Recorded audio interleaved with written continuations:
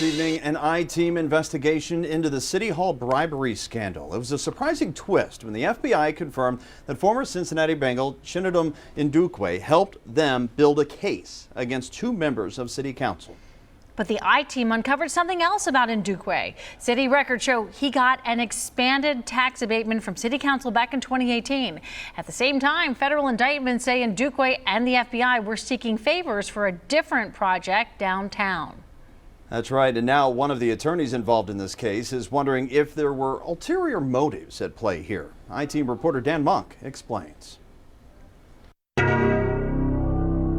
My family's here. We are based here. We're excited about this project. Chinedum Ndukwe recently got a little help from Cincinnati City Council. The critical thing we're looking for right now is just time. Ndukwe got 6 yes votes to extend his compliance deadlines on a 2018 tax abatement deal that's worth $2.3 million to this hotel project in Mount Auburn. If we don't do this, is there some sense that it imperils the project? P.G. Sittenfeld is one of the yes votes. That doesn't seem like what the community is asking for at this juncture. So is Jeff Pastor. As most of Cincinnati now knows, federal prosecutors indicted both Pastor and Sittenfeld last month on bribery charges that Ndukwe helped the FBI establish. Both have pleaded not guilty. But those criminal cases do not involve this hotel project here in Mount Auburn.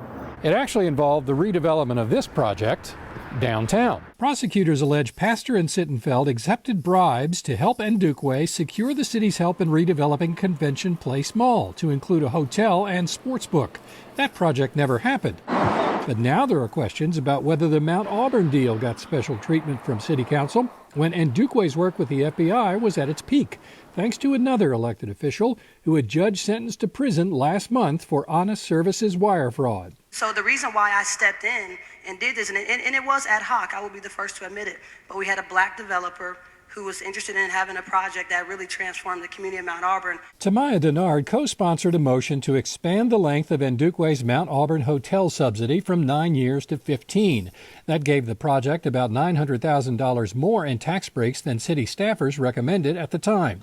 Denard pleaded guilty in June to selling votes for a development project on Cincinnati's riverfront.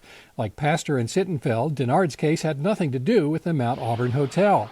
But all three voted for Ndukwe's enhanced abatement at a time when Pastor and Sittenfeld were allegedly talking to federal agents about bribes for Convention Place. The timing is very curious. It makes me even happier that I voted against the proposal to change the tax abatement. Councilman David Mann has proposed new reforms to exclude members of council from the negotiating process for tax abatements. We say yes, we say no, we seek to modify.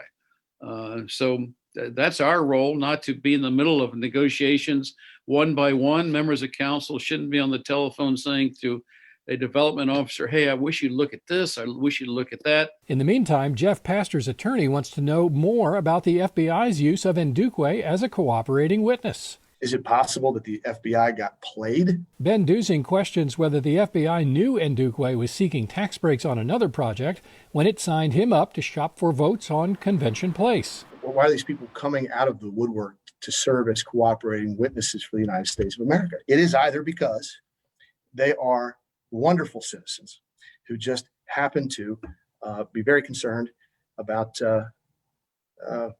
corruption in city government and are unusually motivated, A, or B, they have an agenda. Ndukwe's attorney says his client was a citizen witness only and referred other questions to the U.S. attorney, who declined comment. Sittenfeld's attorney says no votes were influenced by any donation. Dan Monk, WCPO 9, I-Team.